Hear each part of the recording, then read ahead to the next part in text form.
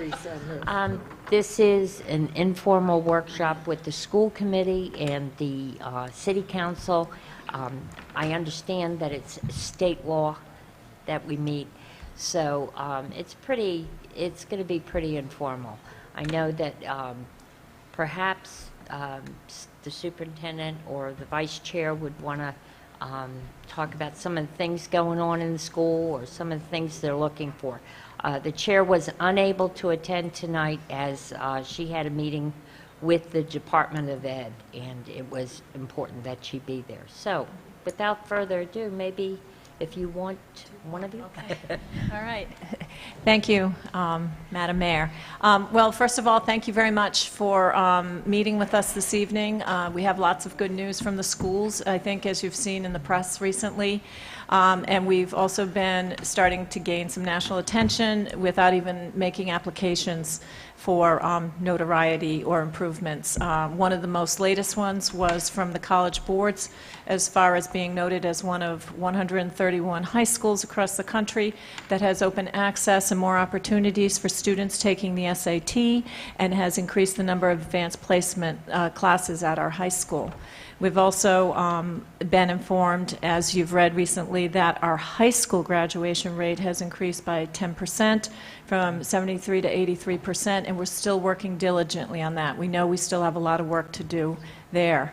We are in the middle of our strategic planning right now. We have drafted a 5-year plan. I did share that very early this morning with the council, the mayor, and the city manager, as well as our own committee has that information. It's a very ambitious plan as far as changes for the future, as far as meeting the individual needs of students going forward, and making dramatic increases as far as in student achievement. The plans, especially for early education and grade 3 literacy, as well as continuing our work at the high school. We now have the P-TECH initiative for Rogers, which we're very excited about, which will enable students in the Newport area, the county area, to actually, within 4 to 6 years, get a high school diploma and a college associate's degree. As you remember, a year ago, our goal was for the high school, every student that walks the stage, we want them to have a certification and a diploma. So we're still working on that so that students have opportunities and plans for when they graduate. That is still forthcoming and going forward. We have lots of exciting news at our middle school level as part of our strategic plan as far as the technology initiatives. We have, working with our community partners, in particular Fab Lab, we have, we're looking at plans for a makerspace at Thompson Middle School, and also through grant money and partnerships, increasing the technology for our middle school students, so that when they leave this state-of-the-art building at Pell, they enter a middle school that also affords some of the same opportunities. We still have the Pell Technology Initiative going on. I believe at this time, I'm going to look over at Marson. How much do we have? We have $740,000 towards our $1 million goal, and we're still working on that, and we're still working to see if we can have some kind of fundraising going on during the summer. As you are aware, our Perch robotics team was #1 in the New Englands, and will be going to Louisiana for the Nationals, as well as our Cyber Patriot team was #1 in the state, which is a very big achievement for our Academy of Information Technology program. So we have a lot of good news. We also have a lot of work to do. We have a lot of work to do as far as the literacy. We have a lot of work to do as far as our dropout rate, reducing that, and improving our graduation rate. We also need to continue to work on our finances, working within our budget, and making sure that we're effective and efficient as possible as far as spending those funds. We will continue to expand partnerships, and we will continue to expand initiatives, not only statewide but nationwide. Nellie Mae Foundation does have its ear to the ground about Newport. They have already awarded us a $10,000 grant that is ongoing each year as we do the work. And we're starting with community engagement and getting more stakeholders involved in our public schools. And so we have a lot going on. We're working hard, and we're doing what we feel. You know, I'm very fortunate to have a school committee with specific goals, and each of the goals as far as the graduation rate, as far as increasing advanced placement courses, the Career and Tech Center. We had standing room only, and we had twice as many people as we had last year. We had double the room for people to come this evening.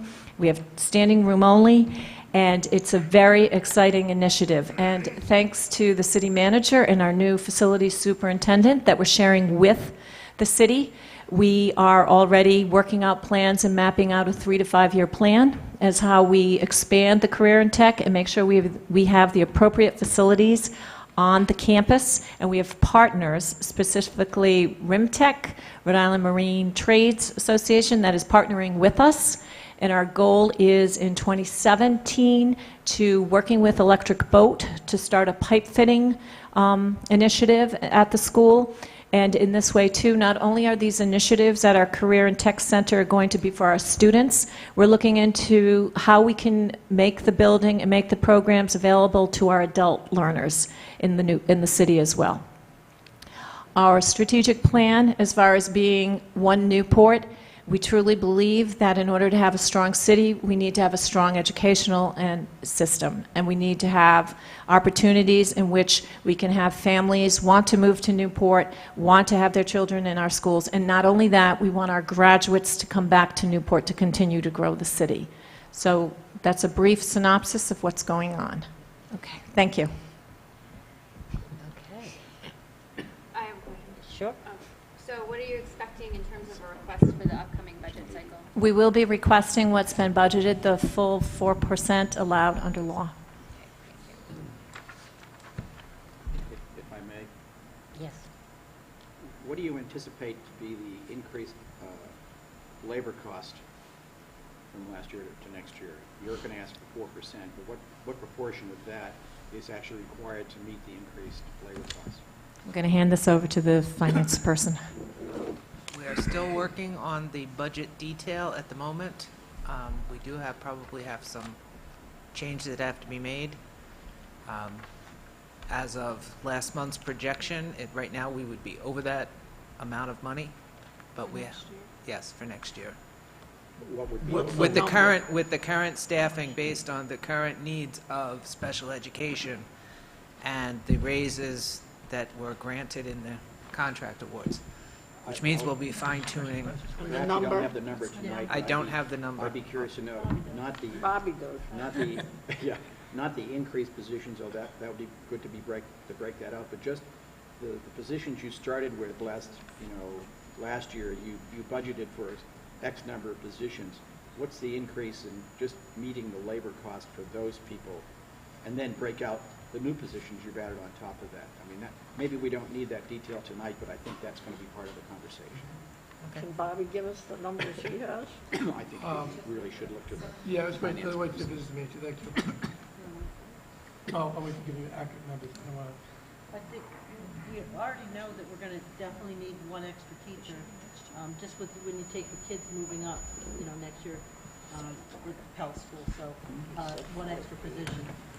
So yes, thank you, Mrs. Boland. For staffing, we already know with the present population we have here at Pell Elementary School, we're going to need one additional teacher going forward. So we will need open another classroom within this building. And that is not moving back our little ones, our PKs, which are over in Middletown.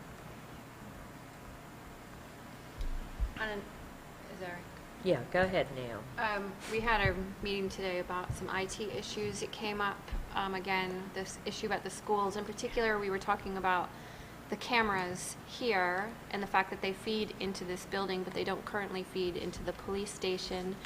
And I only bring it up because certainly it impacts the budget in terms of what you're working out for your IT needs, and you don't have on staff currently an IT director, right? Or sorry, Correct. So I think that should get worked out in the near future.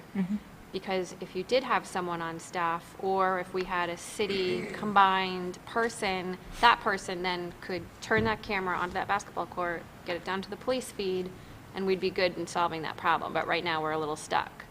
So I just wanted to bring that up.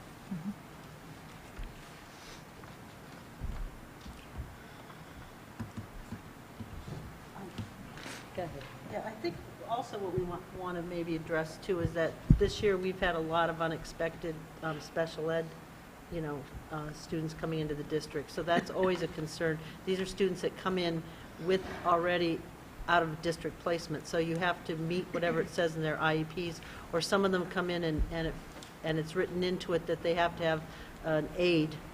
And so that's been a thing that we've had to deal with this year. I think there've been 10 since September. Is it 8 or 10? 10. 10 since September that weren't counted on. So that's just, and there's also with that comes really high busing costs for those out of district placements. Could you share with us the per pupil charge for a typically performing student? I mean, I understand that the special ed students, obviously cost, it costs a lot more to educate them, but do you have any idea of what it costs to educate a typically performing student? You're talking about our average cost per student? Yes. Yeah, it includes special ed, so we would have to extrapolate that out, but we can do that. Okay. And then with that, I would then take it further. You want to then extrapolate out the past liability payments versus what it costs to just educate a child in today's. Right, Yeah. correct. Thanks. One more thing you would want to take out of there is that right now it's intermixed with the NACTEC costs. So we don't have a number that doesn't, so when you look at the cost of how much it costs to educate a high school student, you're also looking at, NACTEC mixed in there. We've asked the state to take, to give us a number without that, or Correct. The state has been trying to help us with that, but we're also trying with a business plan for NACTAC. We are doing that. We're extrapolating that as well. Can I go back to that question about the students with the IPs or IEPs? And there have been some changes that have closed some group homes. Yes. My understanding is that there are a number of students that have come, I don't know whether it's back to Newport or out of Newport, and the answer that I always get from the state is that, we have just as many students, you have just as many students going out as you do coming in. And I would like a number, because it is really, really difficult for people to understand that, they talk about students coming in and Newport being their home, when in fact, it could be from any place else in the state. They say, and I don't want to complicate it, Right. but I'm looking for some fairness here for our students and the Newport community. Right. Is it possible to get that number? Do we know how many of our students do we have out? Yes, we do. We have that information. As a matter of fact, this year we have been diligent working with the Department of Child, Youth, and Family, and we're actually contesting 4 of the placements at a minimum at this point in time. So we have 4 they're under review. And with my Director of Student Services, Lynn Grantham, who has been very diligent about staying on top of this, we also have some others that we are investigating a bit further. For those in the public, what happens is some of these students that are either, there's a reunification, they call it, with the families. So they take the they take the children out of the group homes that have closed, and then there's a reunification. And if the parent moves to Newport, or if the parent winds up in Newport, the child winds up coming to Newport, and we have to pay for those costs. The other thing that happens is with DCYF, quite a few of the times, don't even see the children. The children are registered or assigned to the Newport schools based on a court judgment. So we're having a meeting, we're trying to set up a meeting with the courts to have a discussion about that as well, because we have had court placements which we are not able to challenge from time to time. So that has been one of the foci areas for this year as far as the special needs and out-of-district placements. If you recall, or you may not be aware, that back in May, with the new director that we had, we actually restructured the delivery of special needs services for our students, because the goal for all families is to have their children attend schools locally. So what we did was we went back and we did, through the hiring process, we actually laid off our team of teachers and our paraeducators, and we restructured the entire program so there's continuity PK through 12, and there's a consistency in the services that go forward in our district now. And we also, with that restructuring, we didn't have at that point in time, because of the structuring, we remained cost neutral as far as how we structured the programming. But because what we did was, because of the structuring, we were able to bring children back to the Newport schools and not have them in out-of-district placement. And it was also a cost savings for the future, a cost avoidance, I'll call it, where now where we have the programming in our schools and we have teachers trained, and we did have teachers go through specific training and paraeducators go through specific training, that we're able to keep the students here in our district. And that's every family's goal for their child, and when we're able to do it, we do it as best as possible. So that has been very positive for us. We will continue that philosophy and we will continue that practice going forward. But so the other aspect we decided to work on was the placement of those that we don't have control. And for the public to understand, out-of-district placement, when a child is put into out-of-district placement, especially at the high school level, we really don't have a lot of control as far as the type of educational services or the oversight to make sure the services that are being implemented are appropriate and that the child stays in the program and graduates on time. And that is something, so if one looks at, for instance, the Rhode Island Kids Count, and they look at the graduation rate that just came out right now, you'll see Rogers High School at 83. You'll see the district at 79, because we only have one high school in our district. So there's the number that when they go through Rogers, this is what it is, but if the students are also added and they're put into out-of-district placement, you can tell just from there it has an impact. And it makes us wonder about the services the students are getting when they're not graduating on time. So that's another area we're focusing on.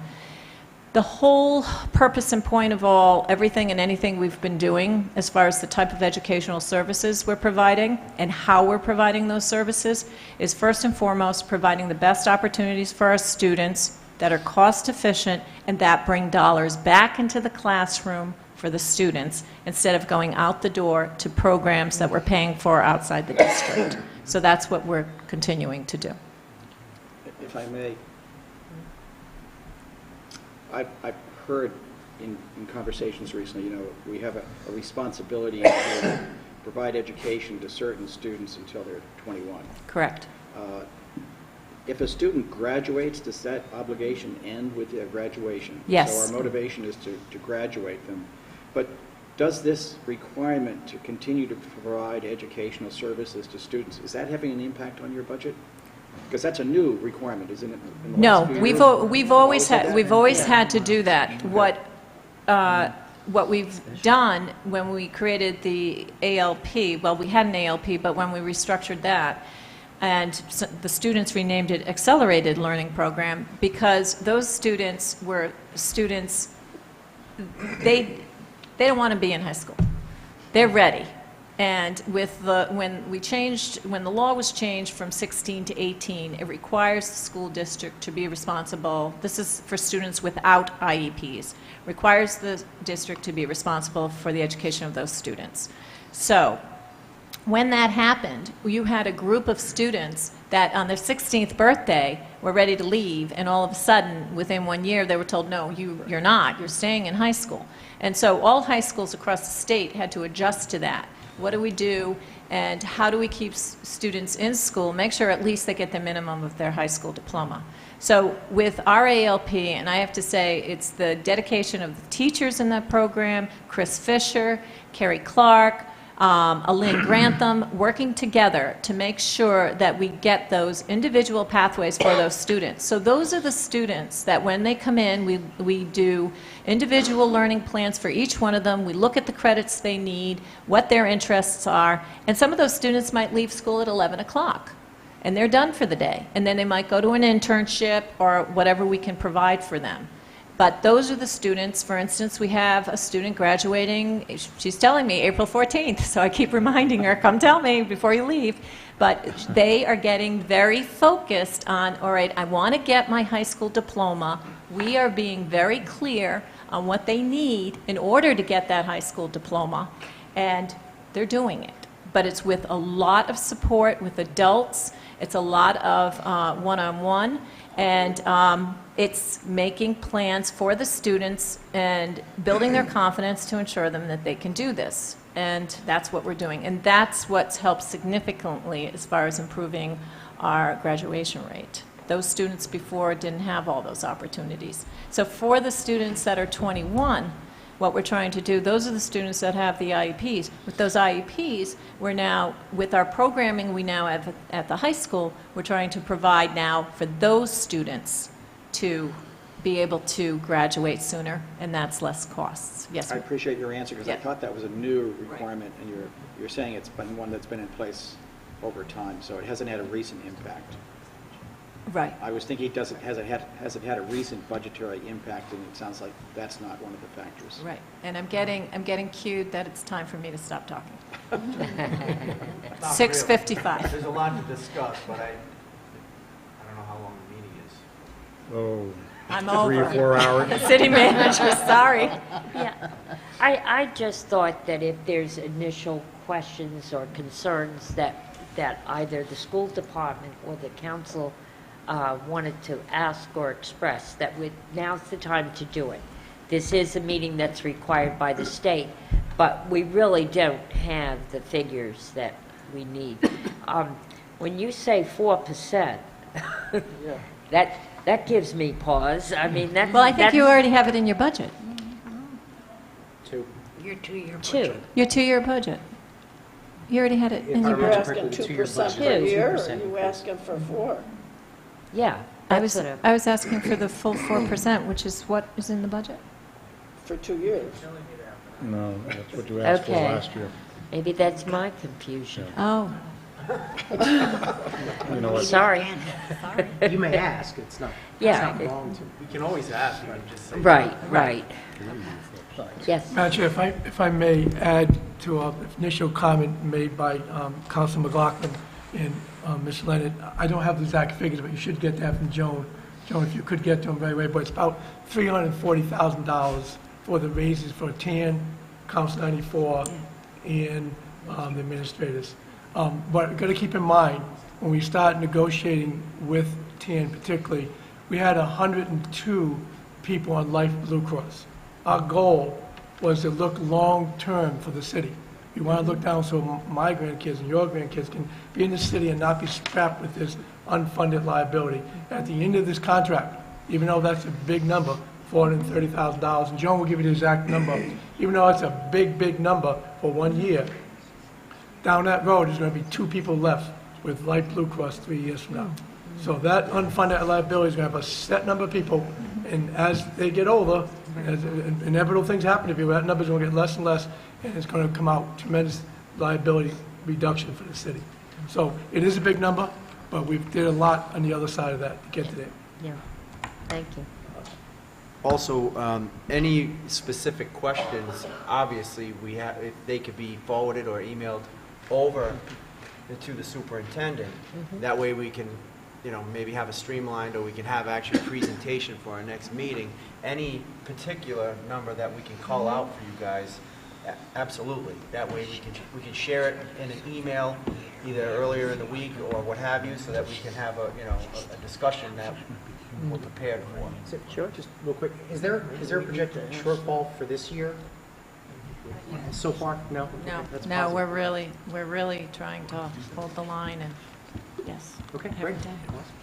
We watch every child that comes in. I would say that It actually gets helps when we're registered. talking about the 4%. Right. because Are you asking for the 4% for the biannual budget, or are you asking for 4% for a year, for an increase? I'm asking for what's allowable by law, and my understanding is, and maybe I've missed the law, but it was 4% from the previous year. You know what? Let's just, yeah. when you get the expenditures, I mean, the numbers, just get us the numbers, which is what the process is designed for, instead of guessing it. You guys have some pointed questions about within the weeds of certain programs, but when we get them, we get them. We'll transmit them, we'll figure it out then, I think. That's what I would suggest. Don't guess.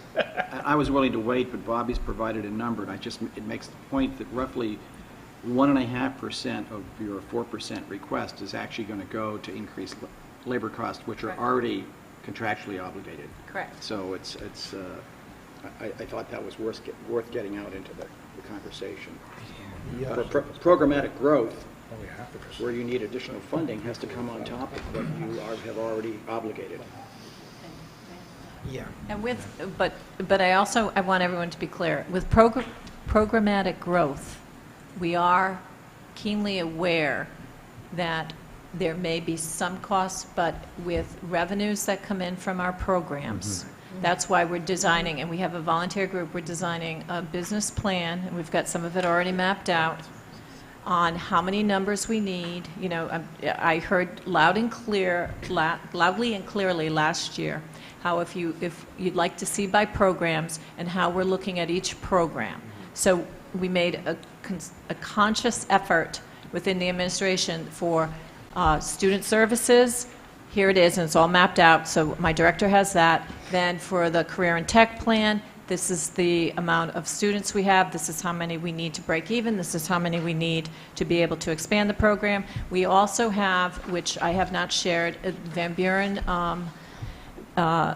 Charitable Foundation has been very supportive of us as far as expanding our carpentry, and that's what Mr. Harab, we'll be sitting down with Mr. Riccio next week, mapping out for new stations for our carpentry program, for the green program. We also have our Academy of Information Technology. That is being expanded with foundation money, and we're trying to reach out to more partners and businesses. Met with Aaron Donovan Boyle, and actually the gentleman from City Hall, Paul Carroll. We've had discussions about the American Irish Fund, so we're even trying to go international as far as making a name for the Newport schools, and also to build foundation supports. And we're very fortunate too. Ms. Tracy and Dr. Booth and I have been going through our foundation, our endowments that we have, and some of them are a little outdated in the sense of what they were left for. And I think that's some work we have to do, to speak with either foundations or speak with families to see Latin. We don't teach Latin anymore, but we have money set aside for students who excel in Latin or teachers of Latin. So those are some things we're starting to look at as well.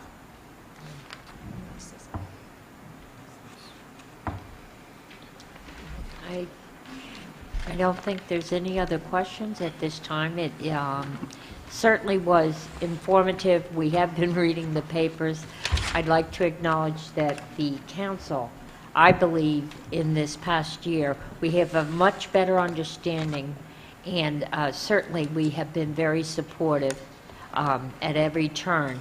And the results are in. The results are showing. So keep up the good work. We're looking forward to our next meeting. Yeah. Thank you very much, Madam Mayor. Thank you to the council for your support. It's very clear you've been very supportive. And I'd like to thank the city manager, Joe Nicholson, Laura Citron, and the whole team at the City Hall. The collaboration, in my opinion, has been wonderful, and I feel very comfortable going into City Hall and talking with the staff and the team. Heat's off, though. Yeah. Well, dress appropriately, right? It will be. But we, no, I really appreciate the Thank extra. you. And Bill Riccio, you know, hi. I feel like we're He didn't family wave now. back. Really, he did wave back. He did. All right. Thank you very much. Appreciate it. Thank you. you. Thank you. This workshop is over. Thank you. Thanks, good to see you. Good luck with your, so after we get On everything occasion, organized, we'll go out. people will call to ask if they can Yeah. park their cars there. There's Thanks, some Colin. sort of investigation. Yeah.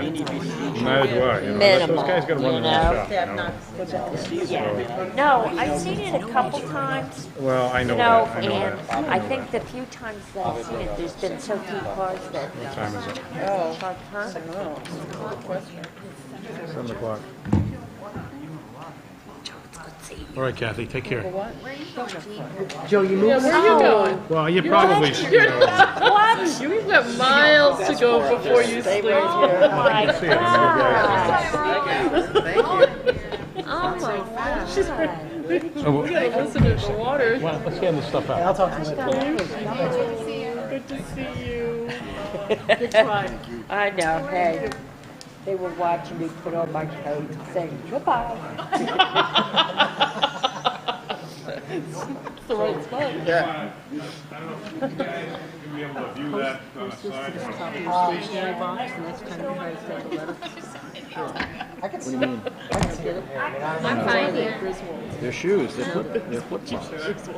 How's your son doing? You want to switch Their wishbones, their wishbones? Oh, their flip-flops, what about it? Put it on top of the stationery Are they box. written now?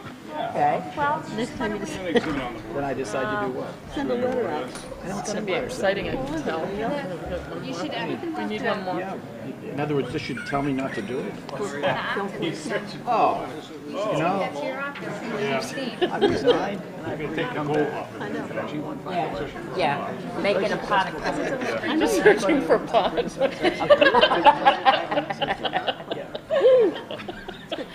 It's good tax revenue. Okay, see you. So, maybe somebody should have told. Maybe somebody should have told John there was another part of the session. No, his coat's still there. He hasn't gone yet. Where did he go? So, Gene, if you want to get started. Okay, yeah, we can. Speaking of the budget and the challenges that we have going forward, we've had probably ad nauseum meetings on the Water Pollution Control Fund, or water pollution control in general lately, not only with specific issues related to the so-called system master plan that's a byproduct of the consent decree, and some of the issues that work off of that system master plan. But we've also been meeting with various providers of services going forward with the system master plan, as well as having discussions about our short and long-term capital needs and operating expenses going forward. I thought we had debated having this workshop a little further in the budget cycle, but I thought it important, since I preached to all of you the circumstances surrounding our system and what it's going to, how it's evolving. I asked Julia to put together this presentation just to go over some of the challenges that we have going forward. Even as late as last night, we were changing the presentation or tweaking it in terms of trying to exhibit some things. And indeed, even as late as last week, we were working on trying to refine the numbers and be a little more efficient with some of the things we're doing going forward. Within the last 2 weeks, we've met with a couple of providers of, let me see if this thing's on, redevelop or retrofit our sewer plant out on Connell Highway. And we've been developing and reviewing their proposals as to what we're going to look like going forward. You remember the consent decree that we entered into. Again, it had that system master plan, which requires us, mandates us by law to process certain improvements to our plant and to our collection system, and with all tied to the regulatory oversight of EPA and DEM. And we've embarked on that plan, as you're all aware, and we're going to continue to work diligently on that plan, but we have to stick with all the timelines that are that consent decree and system master plan has locked us into. But paralleling that, our system regularly needs some capital improvements. And I know you can't see this board that's to my right, that right behind Julia, but it's a colored board that shows our system, our collection system. And it's colored in blue. And some of the lines are in blue, which means you have a pretty good, or your line is in top shape.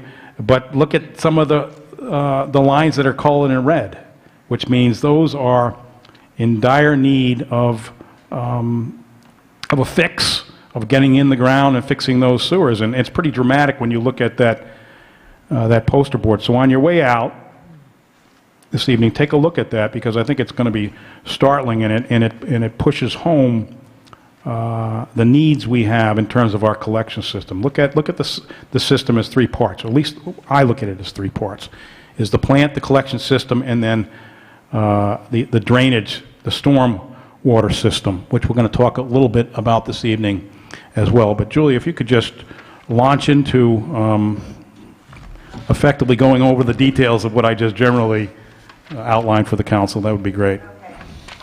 First, I just wanted to go over briefly what is included in the water pollution control division. It's actually two utilities. It's the wastewater Use the system. microphone. It is the wastewater system and the stormwater management system. And just briefly on the wastewater management system, we have the wastewater treatment facility on Connell Highway. We have the Washington Street CSO treatment facility, the Wellington Avenue CSO treatment facility. There's 14 sanitary sewer pumping stations throughout the city that pumps wastewater, collects wastewater and pumps it towards the wastewater plant. We have approximately 82 miles of gravity sanitary sewer, 24 miles of force mains, and that's what is pumped out of the pump stations. And then there's approximately 9 miles of privately owned force mains, mostly in the Newport Neck area, that ultimately discharge into our system. On the stormwater management plan, we have about 47 miles of storm drains. It varies in size from 8-inch to 72-inch diameter. We have about 2,400 catch basins, and in addition, we have the UV stormwater disinfection system. And we also have the two wholesale wastewater treatment accounts. That's with Middletown. They have 2 connections to our system, and the Naval Station Newport has 3 connections to the treatment. And for the wholesale accounts, it's just for treatment only. And I'm just going to mention right now, in terms of the wholesale. No, go ahead. I'll wait. Okay. The funding for the Water Pollution Control Division, just to review where it comes from, it's the sewer use rate. This revenue is used for the operations, the capital program, the debt service of the wastewater system, and the storm drainage system. The rate is assessed to 100% metered water usage of the accounts that are connected to the sanitary sewer system. Then there is the combined sewer overflow, or CSO, annual fixed fee. This was established in fiscal year 2008. It was to create a fixed revenue stream.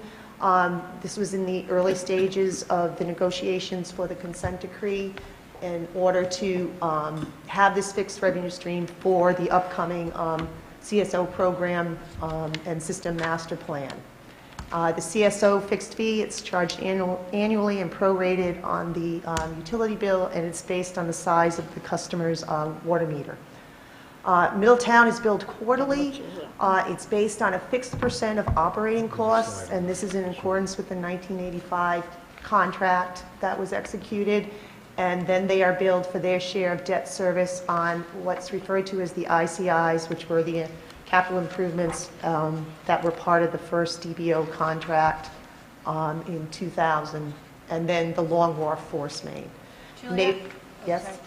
You have it bolded. Is there a different, why Yes, is it in bold? we're going to get, yes, it's important to stress that it's fixed, whereas Naval Station Newport, you'll see it says it's billed quarterly based on flow proportional share of the operating costs. So for Naval Station Newport, we take the proportional share of their flow that we receive and treat, and they pay their costs based on the flow we actually receive, versus Middletown, it's a fixed percent. So if we were to update the Middletown contract, could we change them to be a flow? It would be more equitable to be flow proportional. Okay.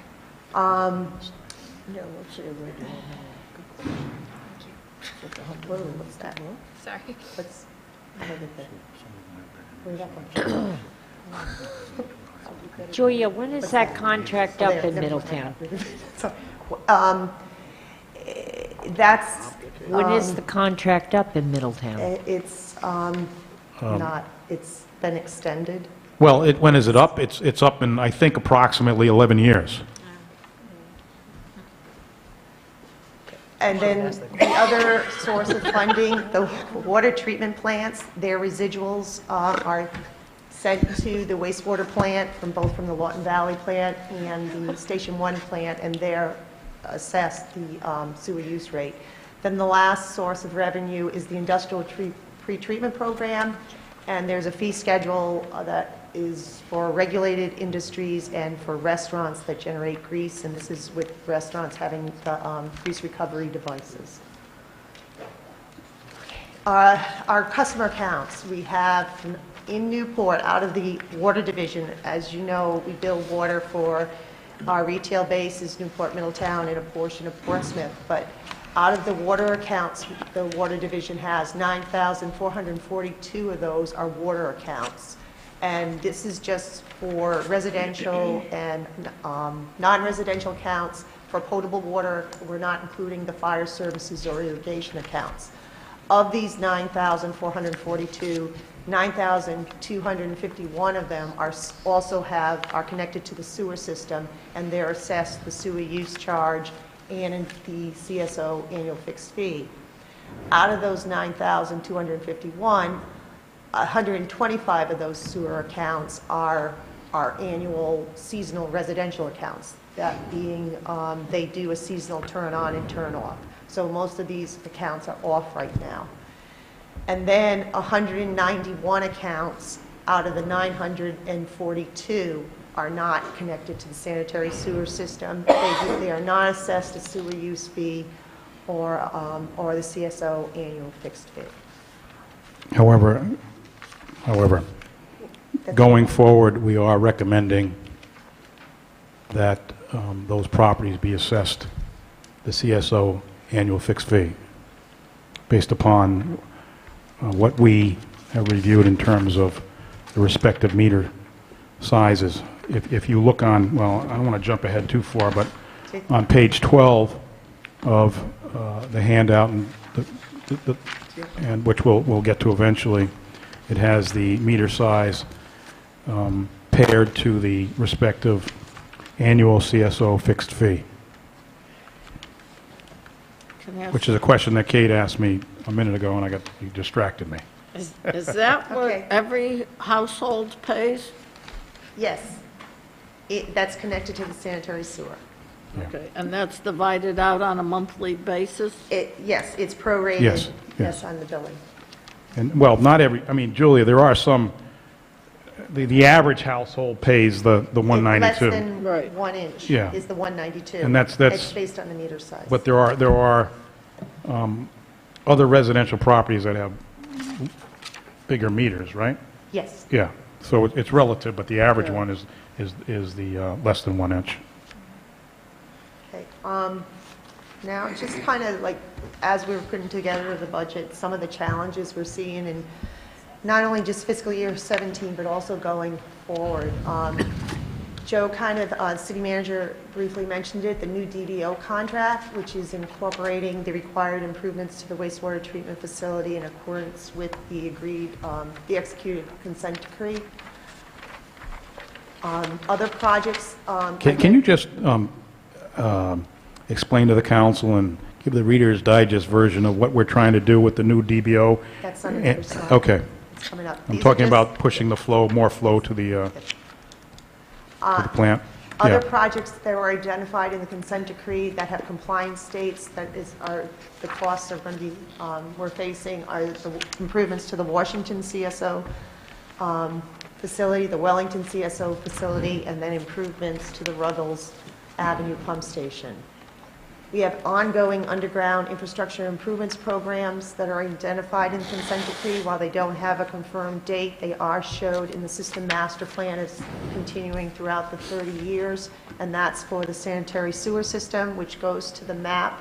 The colors that identify the condition of the sanitary sewers are based on our CCTV inspections, and that's kind of guiding towards how we put together our sanitary sewer improvements.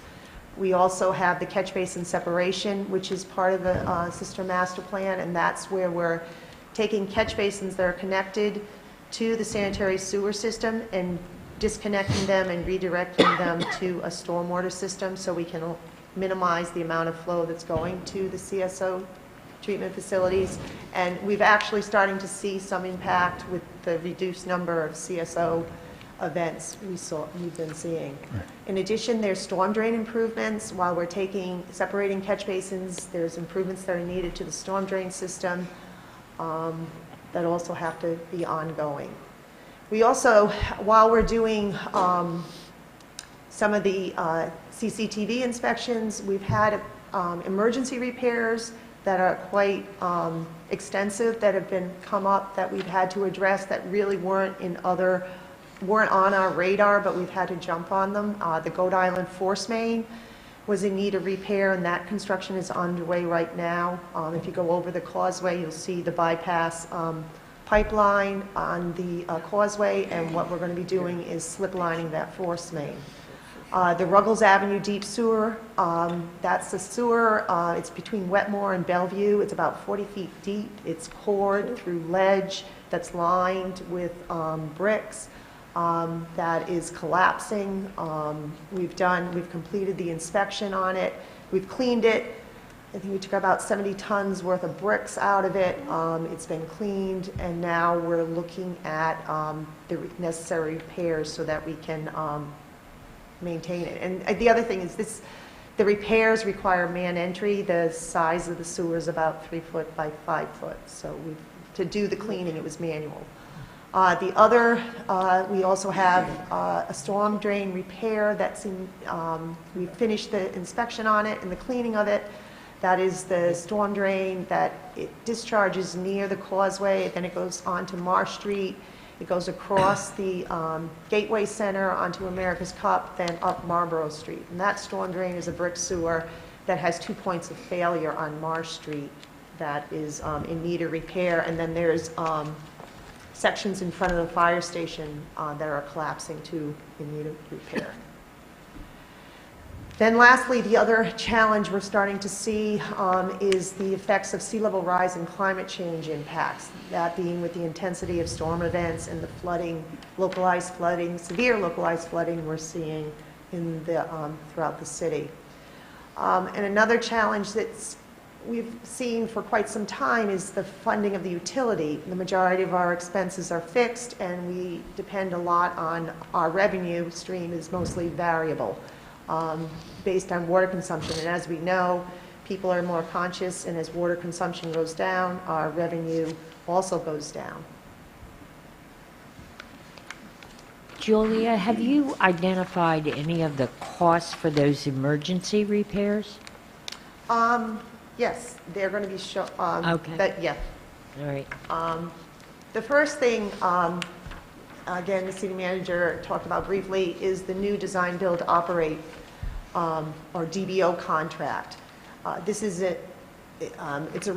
we're replacing the current DBO contract that was executed in December of 2000 It was a 20-year term contract.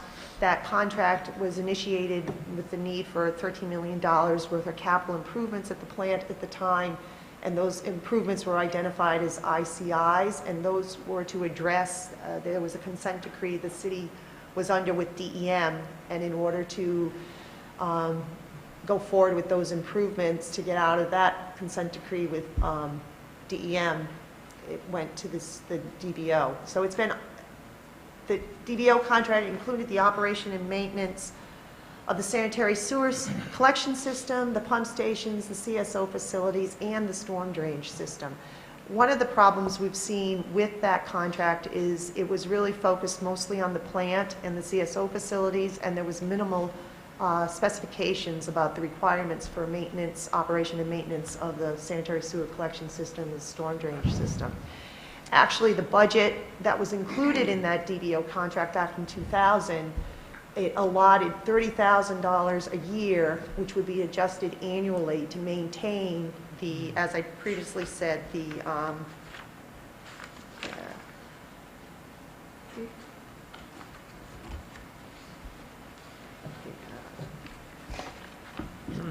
the 47 miles of drains, the 82 miles of sewers. They allocated $30,000 a year, taken in, not, I don't think it took into account the age of this underground infrastructure. That fee is adjusted annually, and for the fiscal year 2017 budget, the budget that our service provider, Suez, had to maintain that underground piping was $39,000. That budget was expended as of October of 2015. Somewhere in the mid-2000s, we started adding a line item in the water pollution control budget to supplement this minimal amount of money to repair our underground system. In fiscal year 16, the budget for that now Suez is working on is $125,000, and that is partially expended at this point.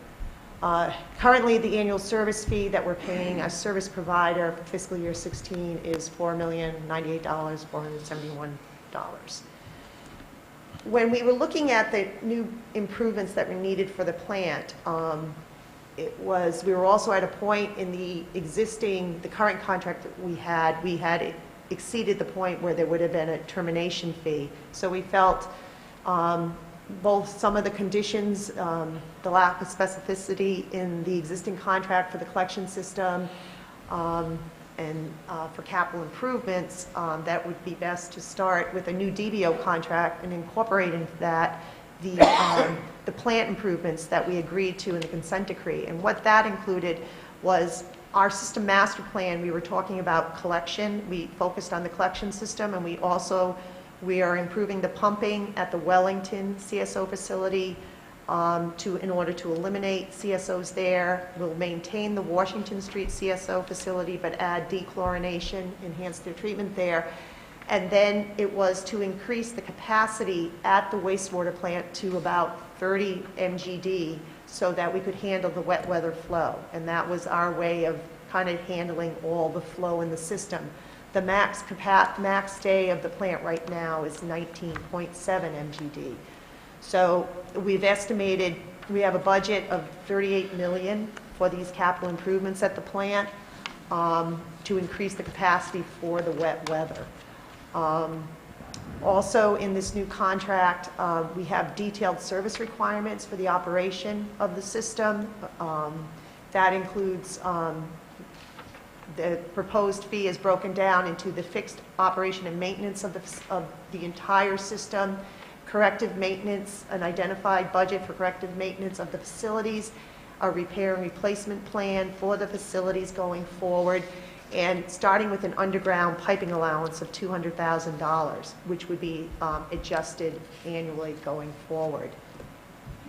This increased, not only the O&M is increasing because of the increased capacity, and that we're increasing the level of service of the city assets.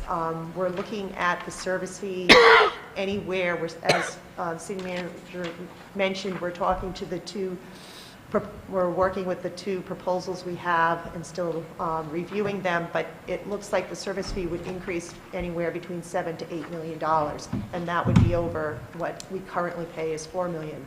And what we're trying to address, we realize, and just if you ride around the city, you'll see a lot of steel plates at catch basins, and that's a lot of the problem there is that would come out of that $39,000 that's already been expended. So what we're hoping to do is increase the underground piping allowance so that we can start addressing those more aggressively. This is the capital improvement program that we have at this point in time and what we're using to develop this proposed budget. I have starting at the left, those are the project titles. If there's a consent decree compliance date that's noted in the next column, and where it says ongoing, that means it's mentioned in the consent decree, but there's no firm date, and that's primarily in the sanitary sewer system improvements, the storm drainage improvements, and the catch basin separation. Then I'm showing what we have in the budget currently for fiscal year 16. The next column was presented last year when we had the biannual budget. That's what we were projecting for fiscal year 17. The next column is what we're now proposing. And what you'll see is there's some cases where funding has gone away. If you see the Washington CSO facility improvements, we thought we had favorable bids, and so those bids, we don't need that additional $250,000. But then there are places where the sanitary system, sewer system improvements, we've stretched it out. We were originally thinking we'd be very aggressive with the sewer improvements, but in order to address the impact on the rates, we've spread it out, and so there's some that's moved and some that's not, but our capital improvement program that would be rate funded proposed for fiscal year 17 is $3.6 million. In red, you'll see that is what we're borrowing through the state revolving loan fund. That consists of the council. We had a $50 million bond ordinance, which is funding the Wellington CSO treatment improvements, the construction, which is approximately $5 million. And then we have a budget of $40 million for the wastewater plant improvements, and then the remainder of that 50 is associated with the debt service reserve fund that's required and borrowing costs with the Rhode Island Infrastructure Bank. And one thing you can see as where we are right now with this draft capital plan, you can see as we go further out, while we've pushed some things out in fiscal year 17, the rate funded or CSO fixed fee funded capital improvements are rising. And after we finish the Wellington CSO improvements and the wastewater improvements, the next, what I consider the next significant project besides the ongoing infrastructure improvements is the North End sewer reroute. That is required. It has to be completed by June 30th of 2021. And that was, that's essentially what happens right now is the sanitary sewers in Hillside Avenue area, Admiral Kalfas, north end of the city, flows down through the Prescott Hall neighborhood, down to Van Zant, then it goes down the railroad interceptor to the Long Wharf pump station, only to be pumped all the way back to the wastewater plant. So this was part of the system master plan, is if we could intercept that flow somewhere in the area of Van Zant and Farewell with a pump station, pump it into the Long Wharf force main, thereby freeing up capacity at the Long Wharf pump station and the Washington CSO facilities so that we can eliminate the flows the flow that's coming from the Wellington CSO facility to eliminate that. Right now, that's estimated $6 million. The design would need to be starting next year. We don't really have a good handle on the actual cost, but it's primarily a pump station and some piping rearrangements. These are the infrastructure improvement projects that are currently in progress. The sanitary sewer improvements. We did this in 2 phases. The first phase was the repair of the Friendship Street sewer, which was completed in December, and that's because that was a significant point of failure. And that was not originally in this project, but we added it, and we found the condition of it based on a CCTV report that was conducted by Suez. The next phase, the design is being finalized. There's a Garfield Street area, Bedlow Avenue area, and then Marchand Street and Harrison Avenue area these repairs were identified as part of the CCTV inspections. The other that's in progress is the Ruggles Avenue deep sewer repairs. That we're estimating the cleaning and the inspection has been done. We're still waiting for the recommendations. We should be getting those in about a week or so, but we're estimating at least $500,000 there to make those spot repairs. The Goat Island force main, those repairs are underway. We have storm drainage improvements. We did a drainage and flooding analysis report for the Bridge Street and Wellington area that identified short and long-term improvements. Short-term improvements for both areas were estimated at approximately $6 million that would be implemented over a 5-year program. The inspection and the assessment of the Marsh Street, America's Cup and Marlboro storm drain. That we've received the inspection report, and they're estimating the total repair is approximately $4 million to repair it. What we would probably do is break that cost up, and we'd like to go forward with the Marsh Street. The 3-foot by 5-foot drain in Marsh Street would need replacement. The rest is recommended that goes across the gateway and up to Marlboro by the fire station could be slip lined. We're also receiving proposals on Friday for a drainage and flooding analysis in the Whitwell Avenue and Eustis Avenue drainage watershed. We also have received green infrastructure grants from RIDEM for the Almy Pond total maximum daily load, where we're required to reduce the phosphorus load that's entering Almy Pond. And we also have a pilot project for green infrastructure on Hillside Avenue adjacent to my Antinomy. The catch basin separation project, the design and construction for the project from 14-15 is completed, and design is currently underway for construction to start in fiscal year 17. That would be our next project for a separation.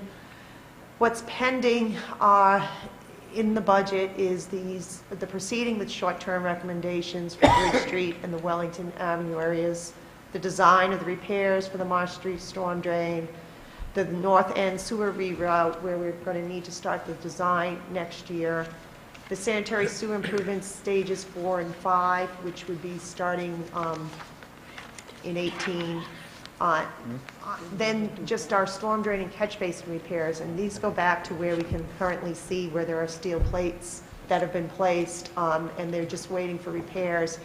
And then I just put question marks because it seems the more we investigate the condition of the system, the more things we find that keep adding to the needs. Julia, how much was that grant, the green infrastructure grant from RIDEM? Do you know off the top of your It head? was in 2 phases. One is 250? 250? One is, there's 2 grants.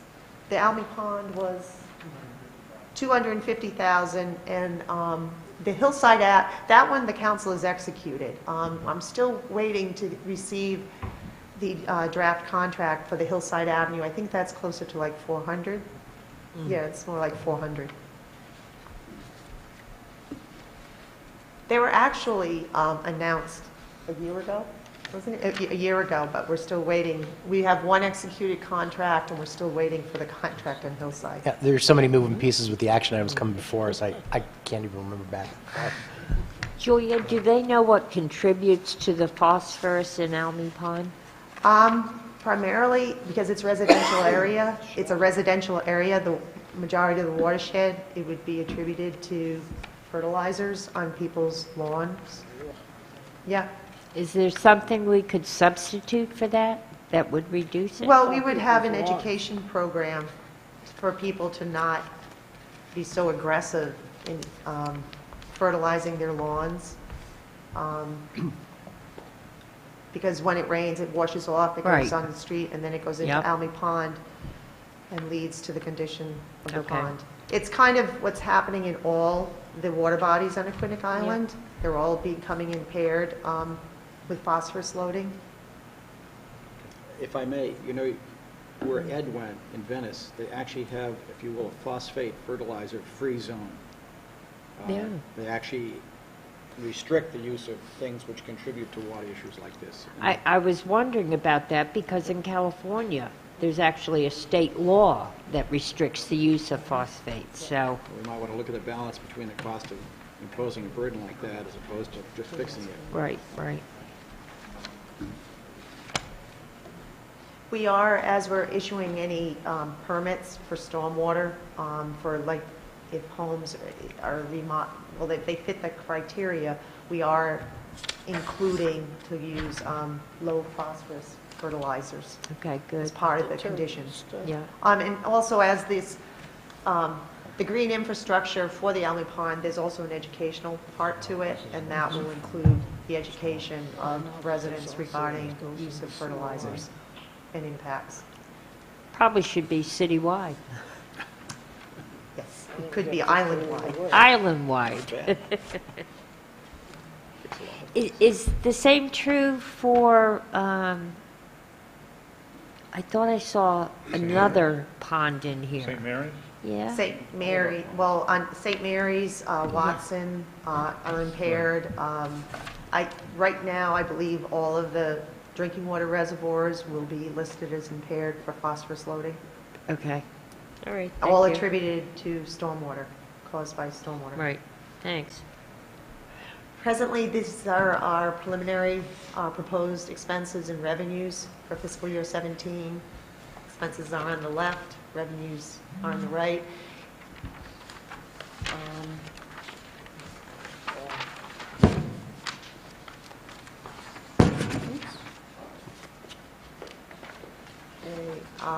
These are just some highlights on the assumptions that were made for that. The capital projects without specified due dates, the consent decree have been extended into fiscal year 18, and that was on the CIP program where I showed the two columns from last year and what we're proposing now. We're assuming contract services being approximately $8.5 million. Again, it isn't finalized, but we're still negotiating.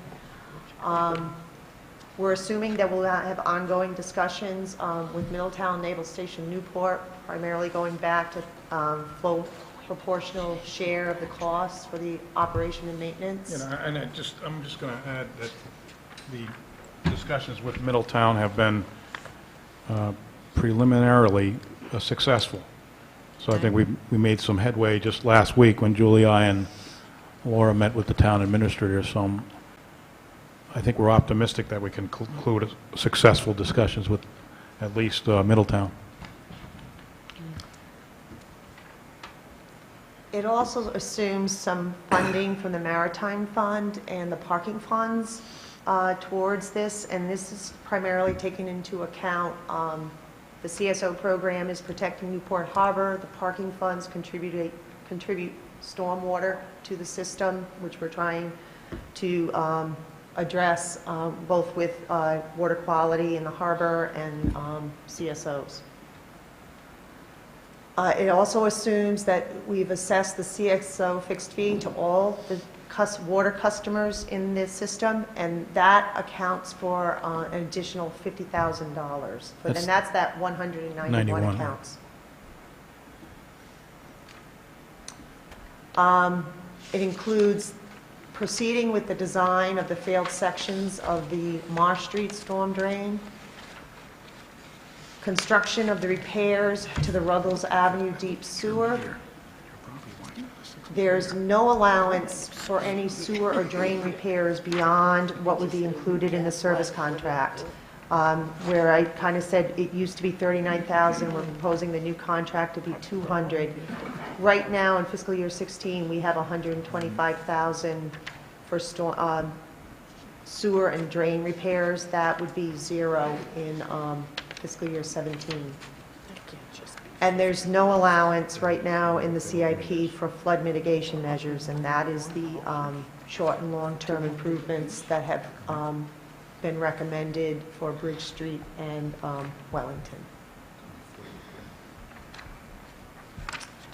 One of the other challenges, last year there was the increase, a lot of the increase in the sewer rate last year was attributed to this decline in water consumption. In fiscal year 15, the rate was used a projection of 717 million gallons of water. Based on what we saw, we reduced it to 650,000. You're going to see the actual in 15 seems high, but that was an anomaly because that was the year we switched to monthly billing. So that July bill was really the last quarterly bill. So you can see in fiscal year 16, we're going to be closer to where we were in 14. And so for 17, we're also projecting to, when we're developing the rate, we're using a water sales of 650 million. This is the annual CSO fixed fee. This was established in fiscal year 2008. The last time it was adjusted was in fiscal year 12, so these rates have been in place since 12. The majority of our residential, of the customers have a meter there. It's either 3/4 or 5/8, which is the less than 1 inch. And that is the $192, and it is an annual fee that's prorated.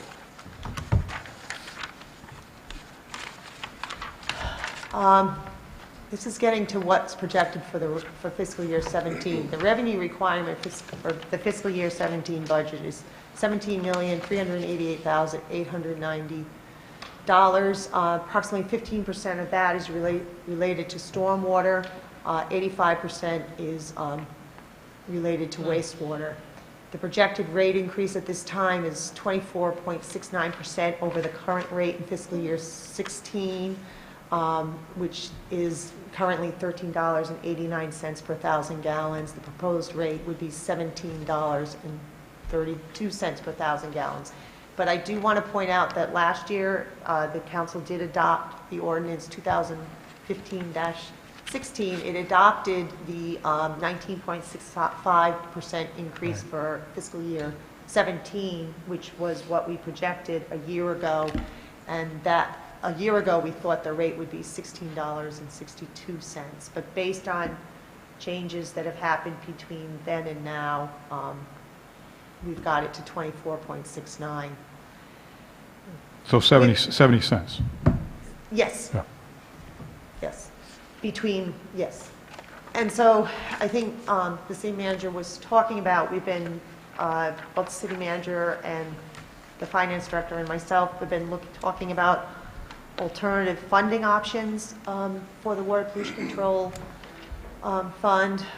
Some things that have been thrown out was allocation from the meals and beverage tax, the maritime fund and the parking fund, which we have allocated funds this year towards the fiscal year 17 budget. The CSO fixed fee assessed to all accounts, we did incorporate that. That was an additional $50,000.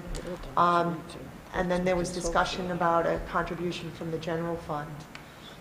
We also talked about alternative strategic options, and those that came up were a stormwater utility, which would break out the rate, and as you can see at the top, the current rate of $17.32 is broken out 15% towards stormwater, 85% towards wastewater. A different model of management of the water pollution control system. Joe, do you want to?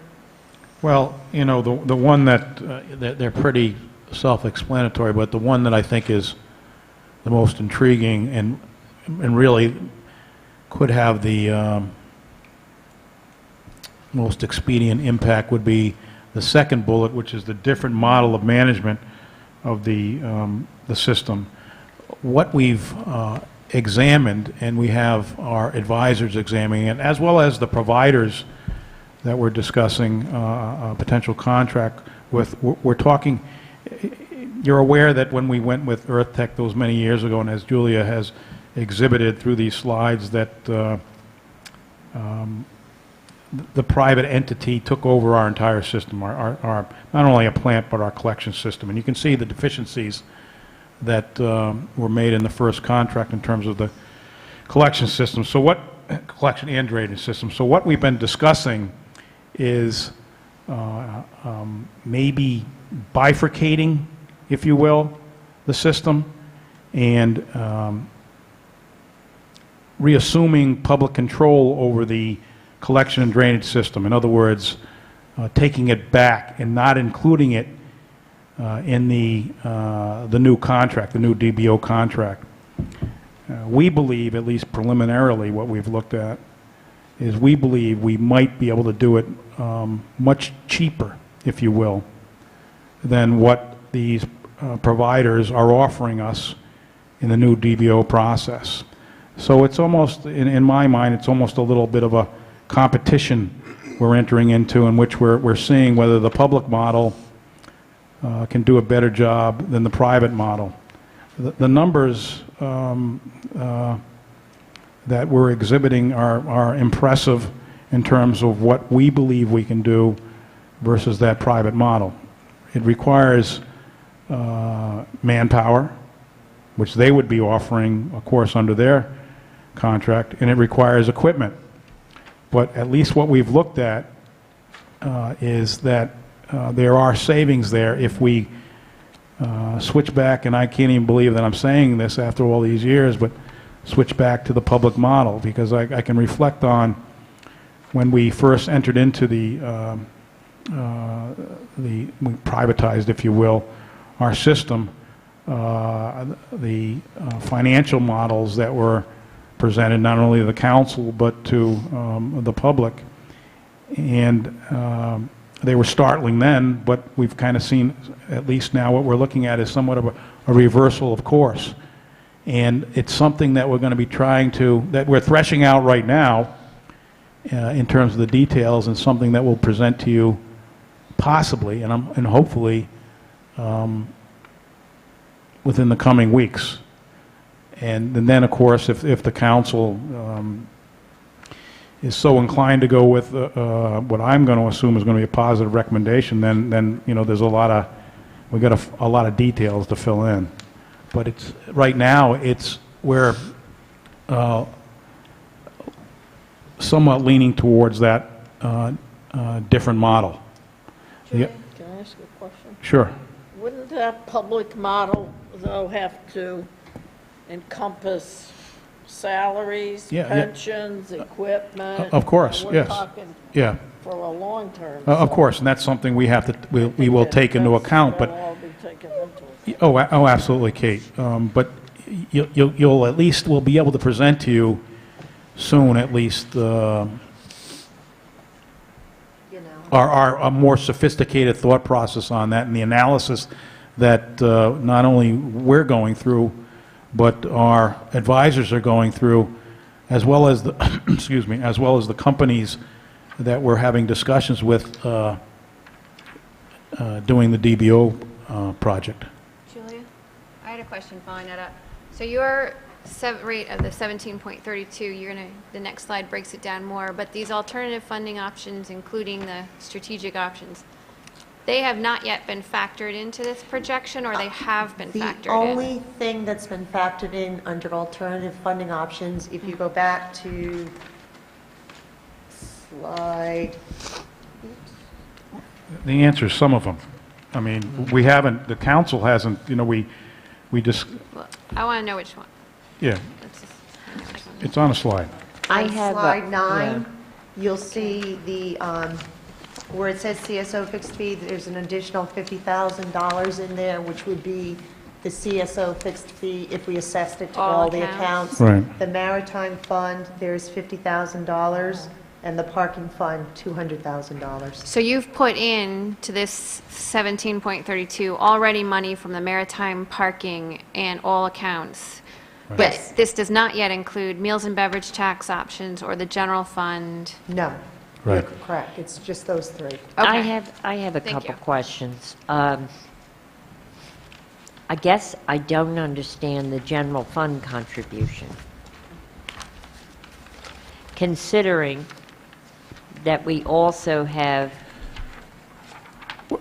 the sewers for both the Navy and Middletown. Yeah, what I mean, these things, I wanted the council to be aware when we listed some of these things, and Julie, you can jump in here, or Laura, but that some of these things are not refined, but they are ideas that we're Okay. trying to thresh out.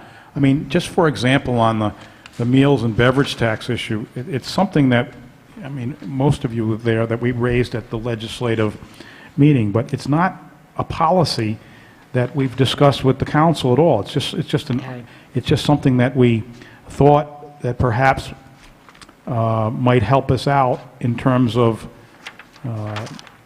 a dedicated fund towards these improvements, simply because, I mean, you can see from the slides that this is not, we're just not talking about this year, when you want to think Right. about it. We're talking Right. about the out years, and when you think, and when you consider one of the things that we don't have in here, funding in here, and that's all the drainage issues.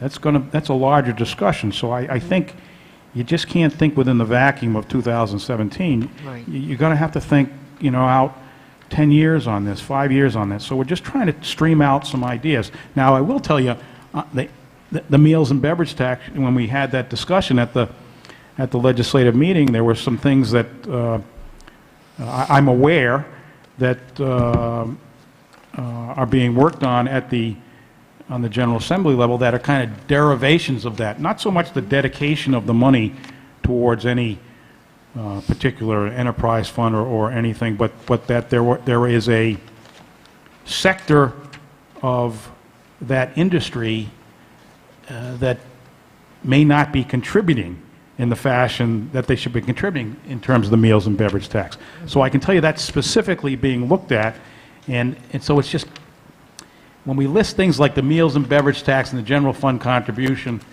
certainly on the general fund contribution, I'm reflective of a conversation that Justin and I had a number of weeks ago about the general fund and the tax rate, and perhaps looking at dedication of a portion of the tax rate towards supporting these types of difficult endeavors. So all this stuff is really just, not all of it, but some of it is just kind of the brainstorming that we've had, and we're going to continue to brainstorm. The general fund and meals, beverage tax are brainstorming. The maritime fund is, we see, certainly it's all about water quality, and the parking fund and the CSO fixed fee. It was a surprise to me that there were 191 properties not participating in the program. The other issues, there are a number of communities that have created their own stormwater utilities. The model of management is something that the staff came up with, not the advisors, and because we recognize the need to be more efficient with our money. So, and the ownership of the water pollution control utility, I said, all right, put it down. It's something we should talk about at some time. It's not something that's going to happen this season or even be vetted this season, but again, it's a process of examining where we are with this, with these issues, and where we may be going in the future. So we could have left them out of there, but I just wanted to be aware that we're continually vetting some of these things. My Okay, other question has, just a moment, my other question has to do with economic development, particularly over where we were discussing in the north end, and properties that we own. Do you see that as a plus, because we'd be developing more users? Do you see it neutral? What about impact fees? Well, Other that's what I'm places- wondering. That's where I'm coming from. Other places have impact fees. And also, when we went through that whole court case and the consent agreement and so forth, the big thing that we were told over and over was that the courts would look at affordability. Have we reached a point where we can say it may not be affordable and acceptable? And if that's the case, could we go back and try to get it amended? Well, it was amended for affordability by extending it out 30 years. Yeah, I knew Because you did that, originally, the yeah. consent decree was, it had to, everything, all of this Right. had to be completed by June 30th of 2018. Yeah, I mean, that's. So their view of affordability. Can I ask I just have one more question. Yeah. Just to clarify, when you took out, I'm just trying to figure out exactly what's all in that 17.32%.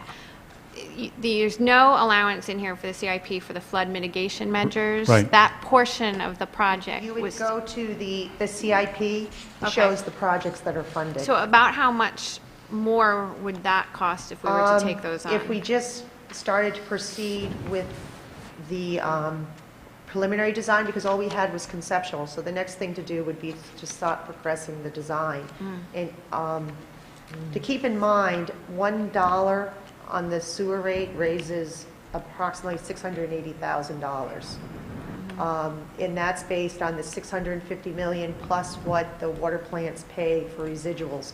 So I looked, if we added the preliminary design, I originally had it About 400, yeah. 450,000 Right. in there, which is about 66 cents on the rate. Okay, Right. thank you. So if we can raise $680,000 in other sources, we can bring the rate down by $1. Yes, That's what a we're dollar, looking at. yes. Right. Okay, How thank we you. bring the rate down. Yeah. Joe, could Yeah, you finish the that's- last two sure, slides and then sure. continue the conversation? Okay. Julie. Just- All right. There may be some points here. that This we should was, address. just to review the rate impact, this essentially was provided in last year's presentation when we were doing the 15, 16, and 17 budget. Current fiscal year 16, the sewer rate is $13.89. If an average residential customer, we're saying 4,000 gallons per month, their meter size is less than 1 inch. Their annual sewer charge, $660, and the fixed fee, which is the same. Adopted fiscal year 2017, that was that rate, that was the 19% rate increase that the council adopted last year. We were saying it was going to go to, the increase would be a 15.3% increase, or $131. Proposed now, we're looking at a 17.32, so going from $858 to $1,000 is approximately an additional $30 more than we projected the increase would be last year for fiscal year 17. Per annum, right? This is the annual sewer charge, and that's the annual CSO fixed fee. I guess these are just random thoughts of our revenue requirements versus rate options and impacts to support the water pollution control system. Looking at it, the existing customer base can absorb some of these required rate increases going forward to support the revenue requirements for the capital improvements that are ongoing. We're going to start looking at rate shock, which we might already be looking at it. Also, what's our acceptable and affordable level of service? And that's what we're looking at with the new DDO contract, is escalating the level of service to get rid of these steel plates that are kind of sitting out on catch basins all over. Reviewing the wholesale customer contracts, which we have already begun with the town of Middletown, and then just asking the question, who are the real beneficiaries from all these improvements to the wastewater and stormwater system, which is, a lot of it's driven to the water quality in Newport Harbor.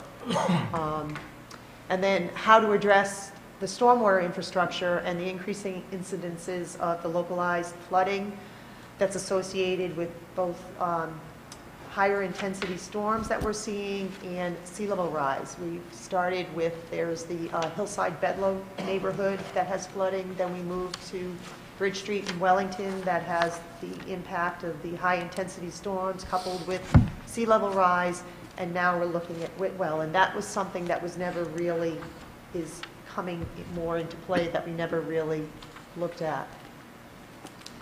That's lights on so we don't go blind. Julie, you always do a good job of explaining everything, I have to say. Even though it's not fun. Julia, It is actually, rate this is shock. one of the best briefs we've gotten, and not to say that some of the earlier ones weren't good, but this is fantastic. You had a slide up there earlier that suggests we're selling less water. Is that going to have an impact on?